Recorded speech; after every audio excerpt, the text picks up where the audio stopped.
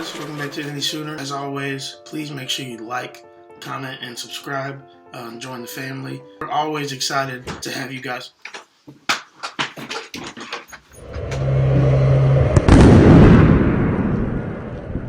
What's up, y'all? Welcome back to the Any Sooner. It's your boy JP. I'm not gonna waste no time. Let's get straight to it. OU wins, blows out Western Carolina University Catamounts 76-0, and looked good doing so. Spencer Rattler, let me see. He was 20 for 26, 254 yards and 5 tutties.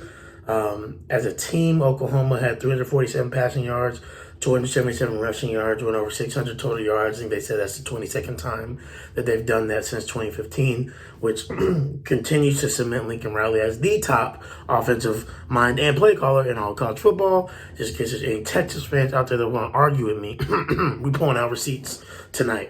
10 total touchdowns, 14 different Sooners recorded reception. Nobody had more than 4. I believe Mario Williams had 4 for 49 yards. I think Mike Woods had 4 for around 29 or 30-ish, something around there. So everybody got to touch the rock. Everybody got a little bit of everything. Again, I don't think necessarily we know who our go-to weapons are. I think Jaden Hazelwood did some great things tonight. So he got high point the football, showed some wiggle. Mario Williams, I can't wait to see that man in open space. We haven't gotten to see a kick return yet, which I've been mad about. Even the kick return, even as much as they scored last week, we didn't get to see a kick return. I need to see Mario Williams in open space because he looks electric. I'm not trying to heap too much praise on him, but he looks like a Tyreek Hill. I'm just gonna be real with you, okay? Now, I'm not saying he is. I'm just saying you can just tell. You can tell he's different, and he's different than who we've had in a long time. Hollywood was fast. Mario looks fast and shifty. He just looks like every time he touches the ball, he could go for 6. Eric Gray, shifty. I know he has the top end speed to go for 6.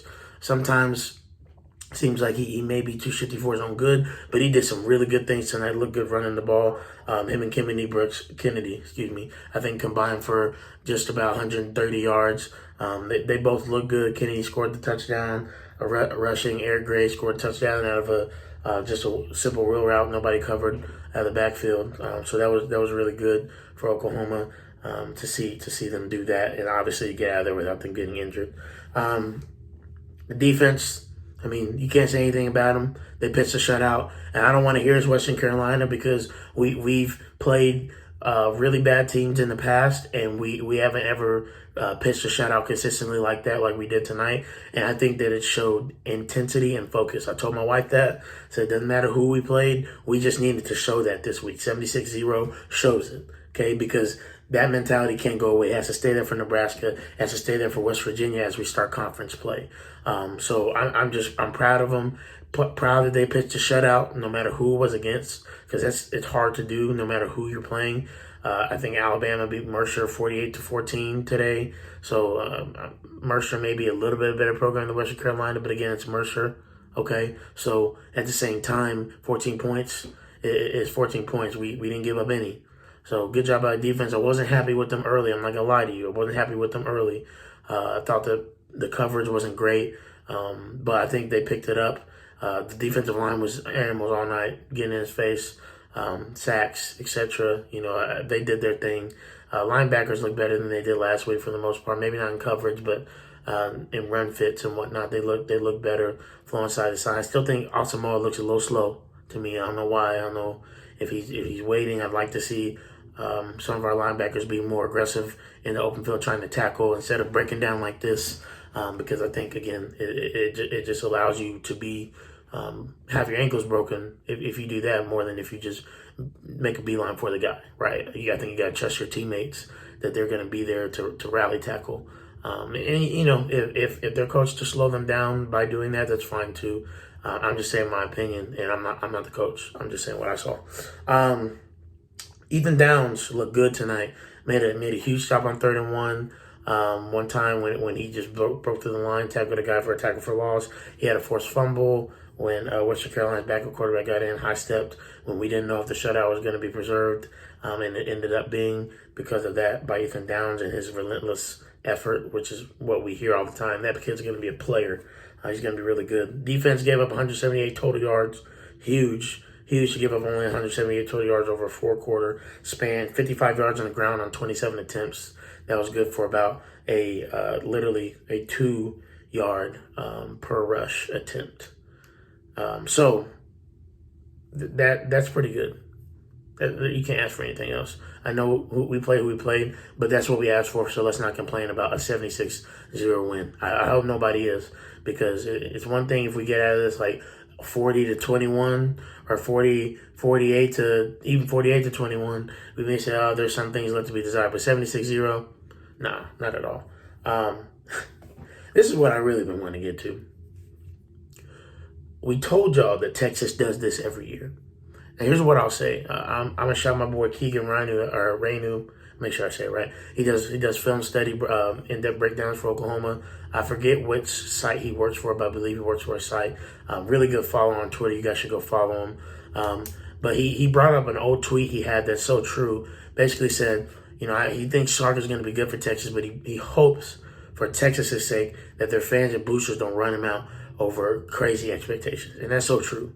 I think it takes time, obviously, to build a program, build a culture. And so I think Sark could be the right guy. Just because they lost Arkansas in the fashion they did tonight doesn't mean anything. However, what was consistently being portrayed, and I'm not saying every Texas fan, but by the Texas fans that I directly interact with, what was consistently being portrayed was that Texas was going to run it up this year. Maybe not natty, but this is the year for Texas to go and win the Big 12. This year for Texas to do that. Texas is going to, whatever, right? And it's only one game, right? I'm not saying it's in the world for them. They can still bounce back. However,